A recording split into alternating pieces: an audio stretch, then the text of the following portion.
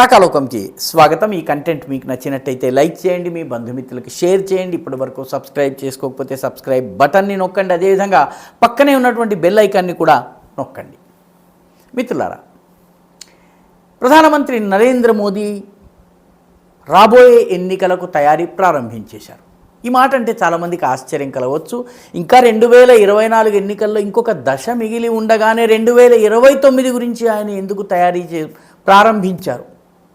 5 ఏళ్ల తరువాత జరిగేటటువంటి ఎన్నికల గురించి ఇప్పుడే ఎందుకు ఆలోచిస్తున్నారు అని చాలామంది ప్రశ్నించవచ్చును. లేకపోతే మీకు ఏం పని లేదా ఇలాంటి కబుర్లు చెప్తారని చెప్పి కూడా కొందరు ఆక్షేపించవచ్చు. కానీ ప్రధానమంత్రి నరేంద్ర మోదీ రానున్న 5 సంవత్సరాల కార్యప్రణాళికను పూర్తిగా సిద్ధం చేయటమే కాక 2029లో మళ్ళీ భారతీయ జనతా పార్టీని అధికారంలోకి ఎలా తీసుకుని రావాలన్నటువంటి వ్యూహ రచన ఇప్పటికే ప్రారంభించేశారు.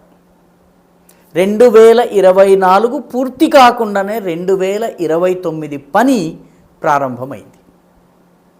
ఇప్పటికే ప్రధానమంత్రి తన బహిరంగ సభల్లో ఒక విషయం చెప్తున్నారు. బహుశా చాలామంది దృష్టికి వచ్చి ఉండదు. మొదటి 100 రోజుల్లో, అధికారంలోకి వచ్చిన మొదటి 100 రోజుల్లో చేయవలసిన పనుల జాబితాను ఆయన ఏ పనులు చేయాలన్నటువంటి ఒక కార్యప్రణాళికని రూపొందించామని చెప్పి ఆయన 6-7 సభల్లో చెప్పారు. ఈ మధ్య దానిని ఆయన రివైజ్ చేశారు. రివైజ్ చేసి 100 రోజులు కాదు, మేము అనుకున్న పనులు కావాలంటే 100 రోజులు సరిపో, 125 రోజులు కావాలని చెప్పి దాన్ని రివైజ్ చేశారు. అంటే ఎంత పకడ్బందీగా ఒక్కొక్క పనికి ఎంత సమయం పడుతుందో లెక్క వేసి 100 కాదు 125 రోజులు మాకు పడుతుంది, దీనిలో మేము చేయాలనుకున్నటువంటి పనులు ఇవి, ఆ పనులు కావాలంటే ఇంత సమయం పడుతుందని చెప్పి ఆయన బహిరంగ సభల్లో చెప్తున్నారు. ప్రధానమంత్రి బహిరంగ సభల్లో చెప్పేటటువంటి మాట కానీ, అమిత్ షా చెప్పేటటువంటి మాట కానీ ఏదో ఎన్నికల ప్రచారంగా వదిలిపెట్టేస్తే పొరపాటు చేసిన వాళ్ళం అవుతాం. ఎందుకంటే వాళ్ళు రానున్న రోజుల వ్యూహాలకు సంబంధించినటువంటి సూచనలు ఎన్నికల ప్రచారంలో అత్యంత సీరియస్గా ఇస్తున్నారు. దురదృష్టవశాత్తు మీడియాకి అప్పటికప్పుడు వండుకుని తిని కంచాలు కడిగేసుకునేటటువంటి అలవాటు ఉండడం వల్ల వీటిని విశ్లేషించేటటువంటి అలవాటు క్రమేపీ పోతున్నది. ఒకానొక సమయంలో చేసేది మీడియా, ఈ సమయంలో అది పోతున్నది క్రమేపీ.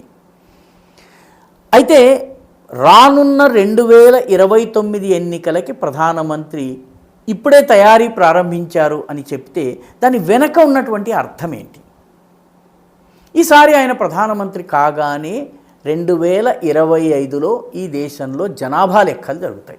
ఈ దేశంలో జనాభా లెక్కలు 2021లో జరగాలి. కానీ 2021లో కోవిడ్ వచ్చింది. కోవిడ్ తగ్గిన తరువాత 2023లో జరగాల్సింది. కానీ 2024లో ఎన్నికలు ఉన్న కారణంగా 2023లో జనాభా లెక్కలు జరగలేదు.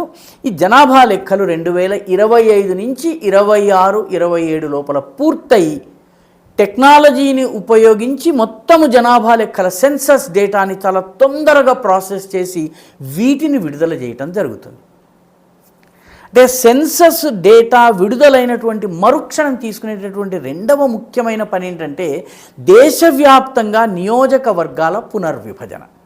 2009లో చివరిసారి పునర్విభజన జరిగింది కాబట్టి ఈసారి జనాభా లెక్కలు కాగానే నియోజకవర్గాల పునర్విభజన జరగాలి. నియోజకవర్గాల పునర్విభజన జరగాలంటే అనేక కమిటీల రికమెండేషన్ల ప్రకారం ఈసారి లోకసభలో సభ్యుల సంఖ్య 850కి కొంచెం అటు ఇటుగా ఉండేటటువంటి అవకాశం ఉంది. ఇప్పుడున్నటువంటి 540 చిల్లర నుంచి 800 అంటే దాదాపు 300 సీట్లు పెరిగితే నియోజకవర్గాల సైజు తగ్గుతుంది. సైజు తగ్గడం అంటే ఒక నియోజకవర్గాన్ని ఒక నాయకుడు అంటి పెట్టుకుని ఇది నా కంచుకోట, ఇది నాది అని చెప్పేటటువంటి రోజులు పోతాయి. పూర్తిగా నియోజకవర్గాల సైజు మారుతుంది, క్షేత్రం మారుతుంది, అందులో వచ్చేటటువంటి గ్రామాలు మారవచ్చును. దీంతో ఇది నా కంచుకోట అని చెప్పేందుకు ఈ దేశంలో ఏ రాజకీయ నాయకుడికి బీజేపీతో సహా ఏదీ మిగలదు. కాబట్టి అందరూ భవిష్యత్తులో గెలవాలంటే కష్టపడి ప్రజల మధ్య ఉండి పని చేయాల్సిందే. వీళ్ళు సిట్టింగ్ ఎంపీలు వెళ్ళినప్పుడు వాళ్ళకి యాంటీ ఇన్కంబెన్సీ కూడా ఉండేటటువంటి సమస్య ఉండదు. ఎందుకంటే నియోజకవర్గం రూపురేఖలే మారిపోతాయి. కాబట్టి 2029లో యాంటీ ఇన్కంబెన్సీ ఉండదు. కొత్త ఎంపీలు ఎవరైతే ఉన్నారో వీళ్ళు ముందు నుంచి నియోజకవర్గాల్ని ఎంపిక చేసుకుని అక్కడ కష్టపడి గనక పనిచేసినట్టయితే చిన్న క్షేత్రం అవుతుంది కాబట్టి ఫోకస్డ్గా పనిచేసే అవకాశం వస్తుంది. ఇవన్నీ జరుగుతాయి. దీని తరువాత జరగబోయేటటువంటి అతి ముఖ్యమైన పని ఏంటంటే 2024కి ముందు మహిళా రిజర్వేషన్ల బిల్లుని, మహిళా సశక్తీకరణ పేరిట ఏదైతే బిల్లుని, నారీ శక్తి వందన్ అనే పేరుతోటి బిల్లుని దేన్నైతే ఆమోదించారో దానిని 2029 ఎన్నికలకి వర్తింపజేస్తారు. అంటే 1/3 ఆఫ్ ద సీట్స్లో మహిళా నాయకత్వం వస్తుంది. ఇప్పటికే భారతీయ జనతా పార్టీ చాలా సిస్టమేటిక్గా అట్టడుగు స్థాయి నుంచి మహిళా నాయకుల్ని ఎంపిక చేస్తోంది, వాళ్ళని గ్రూమ్ చేస్తోంది, వాళ్లకు నియోజకవర్గాలను ఈ 1/3 850లో 1/3 మహిళలు ఉండబోతున్నారు. కొత్త నాయకురాలు రాబోతున్నారు. వీళ్ళందరూ కూడాను కష్టపడి పని చేయబోతున్నారు. కాబట్టి రాజకీయపు 2029 రాజకీయపు స్వరూపం పూర్తిగా మారిపోబోతోంది. ఇది గనక జరిగినట్టయితే ఇప్పటి వరకు కంచుకోటలని, కుల రాజకీయాలని, కాస్ట్ సమీకరణలని, ప్రాంతీయవాదమని రకరకాల వాదనలతో ఉన్నటువంటి రాజకీయాలన్నీ కూడాను పటాపంచలైపోయి కొత్త రాజకీయ గ్రామర్ మొదలవుతుంది. ఆ గ్రామర్కి విపక్షాలు ఎంత తొందరగా అడ్జస్ట్ అవుతాయన్నది ఒక పెద్ద ప్రశ్న. దీని తరువాత 4వ ముఖ్యమైనటువంటి పని ఏంటంటే వన్ నేషన్ వన్ ఎలక్షన్ బహుశా 2029 నాటికి అమల్లోకి రావచ్చు. కొన్ని రాష్ట్రాల్లో ముందస్తుగా ఎన్నికలు జరగవచ్చు, కొన్ని రాష్ట్రాల్లో కొంతకాలము రాష్ట్రపతి పరిపాలన ఉండవచ్చును. కానీ దేశం మొత్తం మీద ఒక 6-7 దశల్లో అసెంబ్లీకి అదేవిధంగా లోకసభకి ఒకేసారి ఎన్నిక జరుగుతుంది. దీంతో ప్రాంతీయతత్వాన్ని రెచ్చగొట్టేటటువంటి శక్తులు కానీ, ఈ రకంగా రీజనల్ ఇష్యూస్ ద్వారా రెచ్చగొట్టి ఒకరినొకరు రెచ్చగొట్టాలన్న ప్రయత్నాలు కానీ ఇవన్నీ పటాపంచలవుతాయి. ఇప్పటికే రామ్నాథ్ కోవింద్ కమిటీ తన నివేదికనిచ్చింది.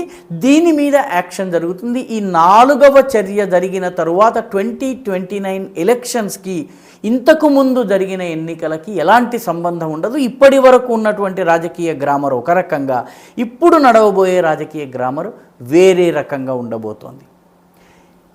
దీని ఆధారంగా 2029 ఎన్నికలు పూర్తి కొత్త పంథాలో జరగబోతున్నాయి. కొత్త నియోజకవర్గాలు రాబోతున్నాయి, కొత్త నాయకులు రాబోతున్నారు, కొత్త తరం పురుడు పోసుకోబోతోంది. మొత్తం మీద 2029 ఎన్నికలు ఇంత మటుకు జరిగిన ఎన్నికలకి భిన్నంగా ఉండబోతున్నాయి.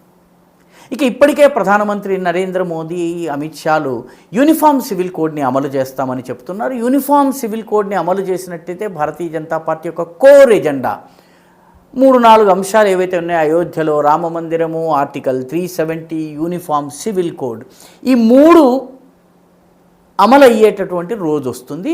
ఇంతేకాకుండా ఈ 3టితో పాటు భారతీయ జనతా పార్టీ మరికొన్ని అంశాలని కూడా చేపట్టి వాటిని కూడా పూర్తి చేస్తే చాలా బాగుంటుంది. జ్యుడిషియల్ రిఫార్మ్, న్యాయ వ్యవస్థలో రిఫార్మ్స్, ఈ కొలీజియం వ్యవస్థ, దీనివల్ల జరుగుతున్నటువంటి అనర్థాలు ఇవి పోవాలి. జ్యుడిషియల్ రిఫార్మ్స్ రావాలి. ఇప్పటికే ఇచ్చినటువంటి నివేదికల్ని కోర్టు కొట్టివేసింది. జ్యుడిషియల్ రిఫార్మ్స్ రావాలి, పోలీస్ రిఫార్మ్స్ రావాలి, అడ్మినిస్ట్రేషన్ రిఫార్మ్స్ రావాలి.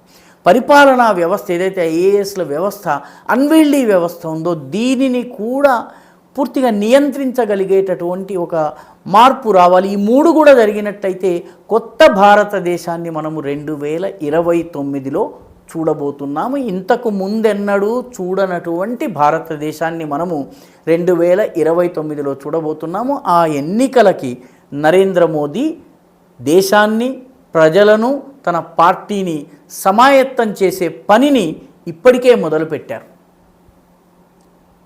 ఈ వీడియో మీకు నచ్చినట్టయితే లైక్ చేయండి, షేర్ చేయండి, ఈ ఛానల్కు సబ్స్క్రైబ్ చేయండి. మీ అభిప్రాయాన్ని కమెంట్ల రూపంలో తప్పనిసరిగా పంపించండి.